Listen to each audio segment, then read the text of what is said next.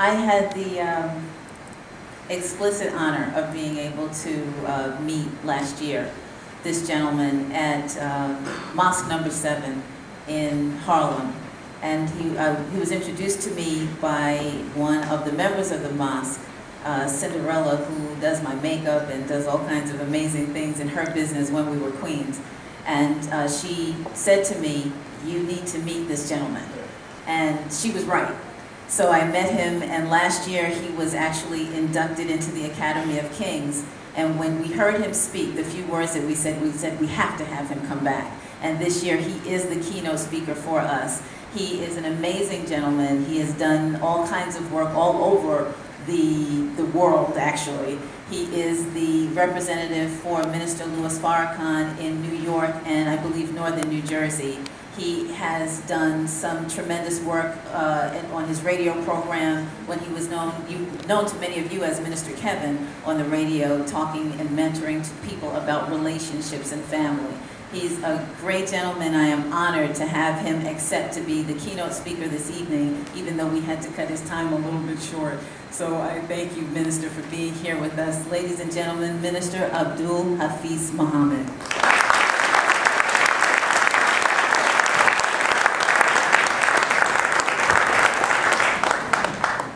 Let me begin by opening all things in the name of God, the Beneficent, the Merciful. As a Muslim, we say Allah, but there is but one God. There are many streams, all leading to one ocean. And when we are born, we're all one. Somewhere in between the middle, we get divided. But when death comes, we all become one again. So we hope tonight at this International Men's Day, we can become one. As the New York representative of the Honorable Minister Louis Farrakhan and the student minister of Mosque number 7 in New York City, it is an honor to be present with each and every one of you tonight. I thank our dear sister Kathleen Williams, I thank Reverend Craig, I thank the Black Spectrum Theater, and all of the honored dignitaries that are here, to my fellow peer, Brother Courtney Muhammad, and the work that is done in Prison Reform Ministry, and all who share in this work, we salute you. I want to greet you with the universal greetings of peace and of paradise. Those of us who are in the church, or those of us in the mosque or in the synagogue, we realize that if Jesus was present, he wouldn't say, "What's up?" because he already knows it's the sun, moon, and stars. He wouldn't say hello because he knew hell was too low and he had a heavenly place that he needed to go to. He wouldn't say what's happening because he knew it was the resurrection of the dead then and it is now. Spiritually, mentally, morally, physically, economically, and politically, we need to be resurrected. So he would greet his disciples in English, "Peace be unto you." But since he didn't speak English, he spoke ancient Aramaic Hebrew, he would have said in Arabic, "Assalamu alaikum," in Hebrew, "Shalom alaikum," and once again, "Peace be unto you." When we wish each other peace, my dear brothers and sisters, then that means that I cannot do you any harm. I cannot threaten you. I cannot lift anything against you. And when you return the greeting in peace to someone else, then you are forbidden by doing the same thing. I think that we need to greet each other with more greetings of peace. We as men who have been involved in our younger days with fratricidal homicide, with felonies, with little skirmishes, now we see the young men that have come after us are involved with full-fledged felonies and criminal activity and finding that their living room is a cell block. We need to have more peace between us. In the few short minutes that we will speak, it doesn't take long. It takes the blood to rush from the top of the head of the body to the bottom of the feet back, 8 minutes and 20 seconds. So in every 8 minutes and 20 seconds with the word of God, we can bring someone to life. So we're going to take our full 15, but we know 8 minutes and 20 seconds, we can do what we have to do. Now, the subject here tonight will be the meaning of a man. The meaning of a man is, number one, when you first recognize God, the Creator, as your Father. When you recognize that we are created in the image and the likeness of Him, God, our Father. In the authoritative line of family, it is man, woman, children. It is husband, wife, children. God is at the head of the man or the husband is at the head of the wife or the woman, and the children are at the head of the dust mops and the chores in the house. That is the succession. So we got to get our children used to that. Children don't run the house. The father and the mother do. Do you understand? I grew up with a father and a mother. though I never met my paternal father and mother. I represent a leader, Minister Farrakhan, who never met his father. But you look at where your beloved brother is today. So you do not have to have a father around, because good mothers can be fathers and mothers as well. But the good Lord did intend for man to be present, because he said it's not good for man to be alone. Well, if man is not good to be alone, then that means man is supposed to be present in the family environment. So we as men have to stop skipping out on responsibility, because when you decide to say that you no longer want to be that fiance, for the last 15 years or never intended to marry her, meaning you lied to her, and you really want to say I do, we become a husband. That comes from the word husbandman, he who tills the earth and provides forth the fruits thereof for his family. Well, what is the woman? Because the meaning of a father or the meaning of a man must be one who understands the female. Well, it says in the Bible that the woman was created from the rib of man. Well, what it means is she comes out from God. She's not under the rib to be a protection or to be covered just by the man, because God covers the female. Because too many of us have left them high and dry. So clearly many women don't see men as guarding them at all today. That's why they flock to the church. They flock to the word of God, because God, their Father, does not let them down. He lays down with them and gets up with them, and they don't leave with anything except inspiration. Well, brothers, that's how we are supposed to be. Men are supposed to stand in the place of God our Father to the woman. Therefore, you don't call her a female dog. Neither does a woman call herself that. Where there are no decent women, there can and will be no decent men. There was a little cartoon growing up, brothers, when I grew up. I'm a young man. Some of you the Overhill gang, but I'm a young man. However, there was a cartoon where the little boy showed his genitalia to the little girl and said, I have something that you don't have. But the little girl said to the little boy, but with what I have, I can get as many of those as I like. The problem is, she said, I can get as many of those. See, brothers, the meaning of a man is you have to stop being a schemer, a liar, and a deceiver, a cheat, and a wannabe, and a no-good, low-down dog. The Bible says, ye are all God's children of the Most High God. How are we going to inspire the future young men when they see us doing things of ill repute? How are we going to inspire the future young men when we don't even stay with our wives? We don't stay with the mother of our children. You mean this many of us, it just can't work out? 1 man, 2 man, 3 man, 5, 6 men, 7 men, 8 men, 10, 11 men, 12 men, 13, 14, 15, 16, 17, 18? Don't work out? You mean to tell me none of the women are good? The Honorable Muhammad said to us, there's no such thing as a no good woman. He says, wherever you find a no good woman, you can find a man that made her that way. Because the woman's nature is to serve the man. That's why, sisters, you are called in the Bible the help meet, not the helpmate. We've been backing that thing up too long. You need to help us meet and overcome obstacles.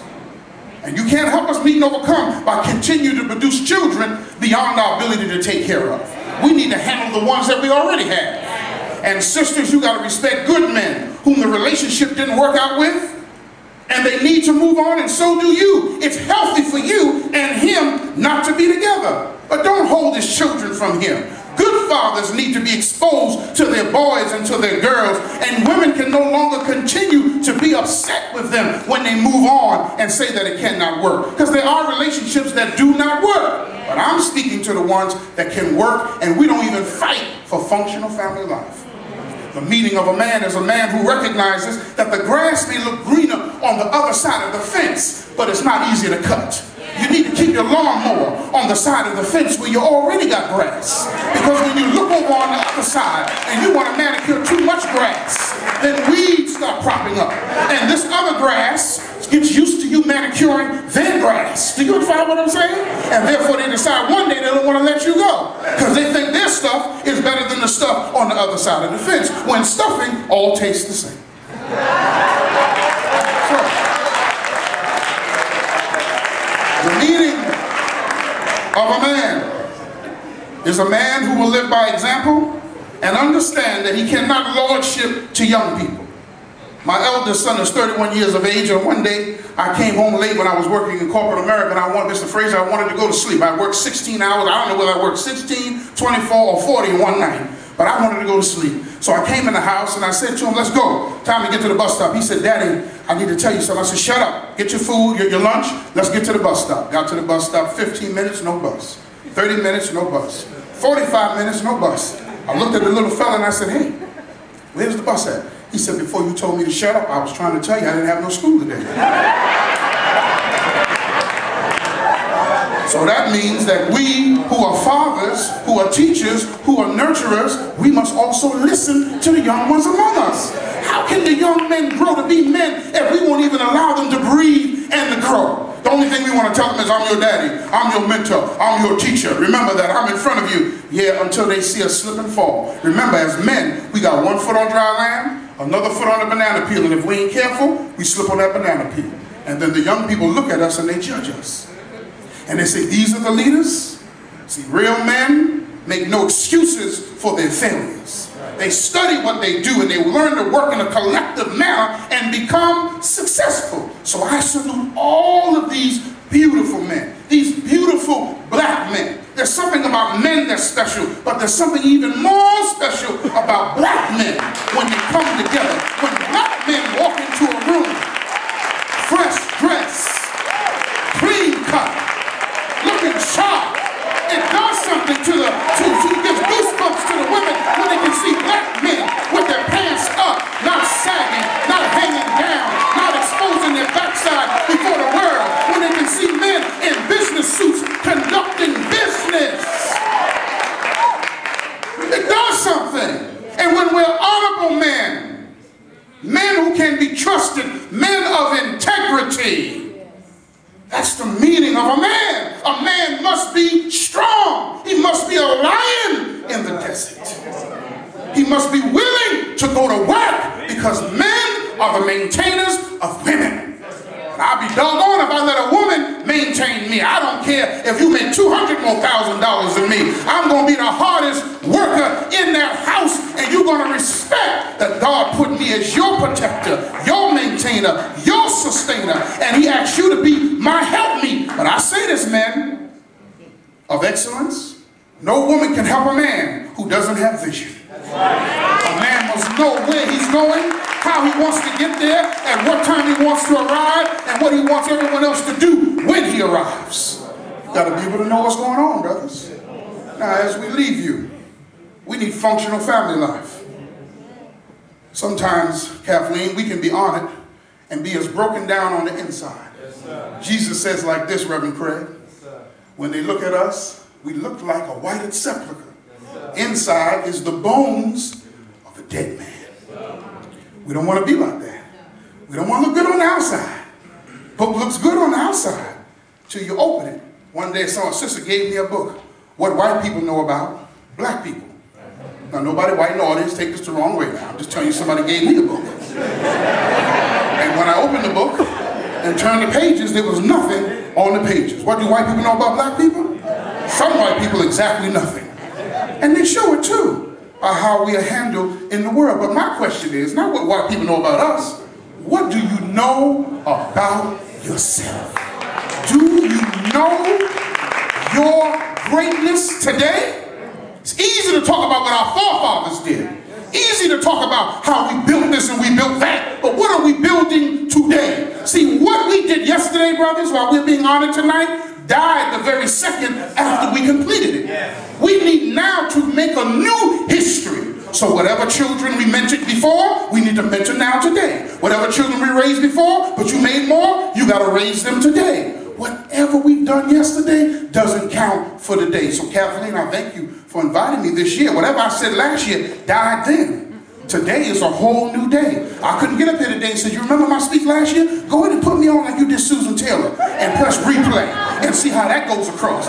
No, people want to know, what are we doing today? So for the young men that are listening, we want you to be upright men. We want you to be men who are emotionally stable. Many men are emotionally bankrupt. too many young men enter into a sexual experience and have not yet developed a social experience. Too many of us are religious in religiosity, but not spirituality, which is what we need. We don't need to be judgmental, yet we need to have standards. Meaning of a man is that he has standards in his life and he is not for sale. The worst thing is a man who's a whore, who can be bought and paid off to do nothing. The Bible calls it a hireling, who does something for pay. And when the one that comes to take the life of the sheep comes, then the wolf, then he flees and allows the sheep to be devoured by the wolf. See, a good man is a man that helps his brother. A good meaning of a man is a man that backs his brother up. And whatever the sentence starts with, if the brother can't remember for the moment, he helps him complete it. See, let's give that black man a hand. That's what I'm talking about right here. That's the meaning of a man. So, my dear family, on this year, our second year, we are thankful that women honor us. It is a great blessing when you can have women who honor us, but we want to be worthy of their honor. We thank our God for what we did yesterday, but we ask him for what we need to do tomorrow, and we ask him his prayers that we move into the future. To my brother David Levy, it is a man to be honored every day as the man of the year, and any man in this room could have been honored. But remember this, if no one ever honors you, if no one ever gives you an award, God sees everything.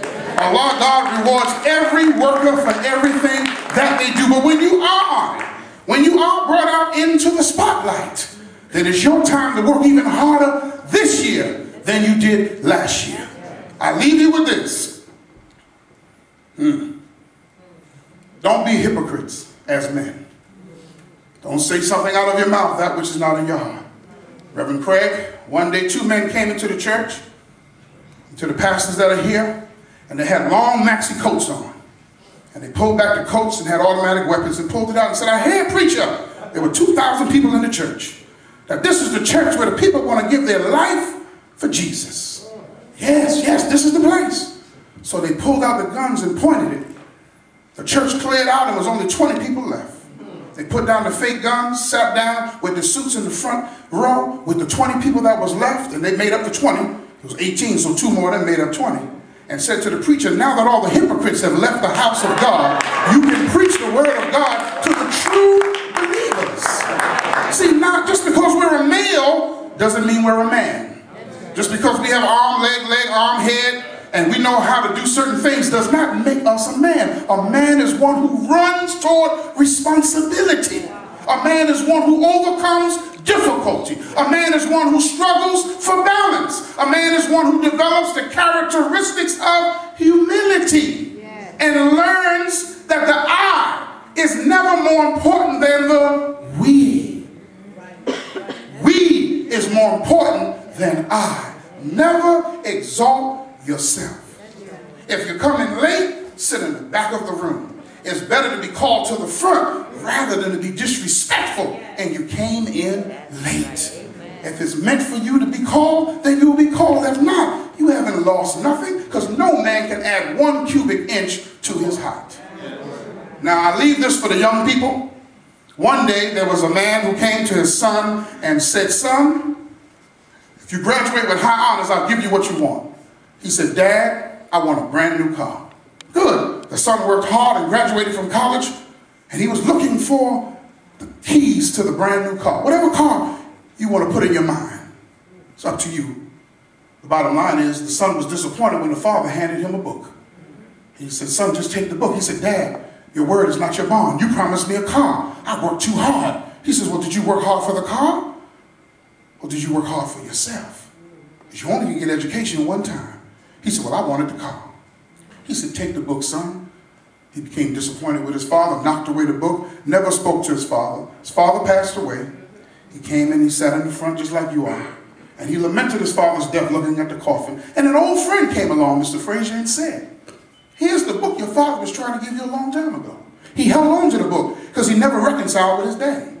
And let me say this at this point. There's a difference when you're being called father and daddy. Yes, I like being called both. Daddy's when you're there raising your children. Father's when you're the sperm donor. Okay? All right, now, back to this one. The old man, the old friend gave him the book. He held on to it, and then he opened the book to know why did his father want to give him the book and not the keys to the car. And in the crevice of the book was a cashier's check in full payment for the car. All he had to do was take the book.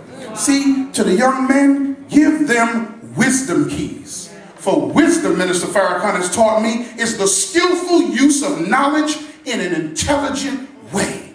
Sisters, let wisdom be your guide. When your mind is telling you that brother's not right for you, but you say, my heart is feeling something different. Excuse me, the heart does not think, but your brain does. So you need to follow the muscle between your ears and not what's beating in your chest, because it could mislead you every time. We need wisdom. So brothers and sisters, thank you so much for having me this year as your speaker. It has been my honor, and I say this to every one of you. To develop means to grow, to improve means to change. We all need change. And remember, when things get real tough and bad, remember that every day above ground is indeed a blessed day.